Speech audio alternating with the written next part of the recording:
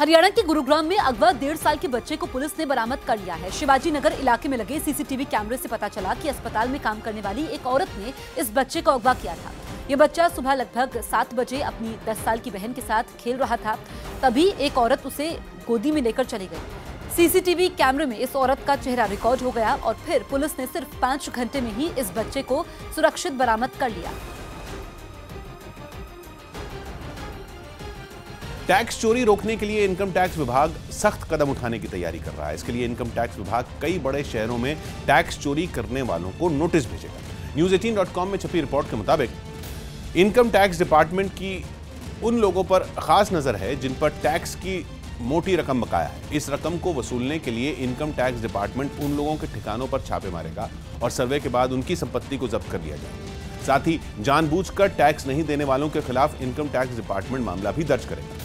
बताया गया कि इनकम टैक्स डिपार्टमेंट की यह कार्रवाई पटना, लखनऊ, अहमदाबाद और हैदराबाद जैसे बड़े शहरों में की जाएगी, क्योंकि इन शहरों में टैक्स की वसूली में सबसे ज्यादा गिरावट देखने को मिली। इनकम टैक्स डिपार्टमेंट के मुताबिक पटना में टैक्स वसूली 75% और लखनऊ में 63% कम हुई। टैक्स जमा करने के मामले में जयपुर में 44% और हैदराबाद में 33% की गिरावट आई। वहीं देश की कारोबारी राजधानी कही जाने वाली मुंबई में भी टैक्स वसूली बढ़ने के बजाय 3% घटी है। प्रयागराज में कुंभ के समय योगी सरकार के मंत्रियों ने film Uri the surgical strike देखी। इससे पहले रक्षा मंत्री निर्मला सीतारमण ने भी पूर्व सैनिकों के साथ सिनेमा हॉल में ये फिल्म देखी और अब कुंभ में योगी सरकार के कई मंत्रियों ने ये फिल्म देखी, जिसकी स्क्रीनिंग स्पेशल मोबाइल थिएटर पर की गई। इस फिल्म को देखने के बाद ये सभी मंत्री जोश से भरे दिखे और देश के जवानों के साहस को सलाम किया। जब हमारे वीर जवानों ने घटना को अंजाम दे दिया तो छाती चौड़ी हो गई, 56 इंच का सीना हो गया।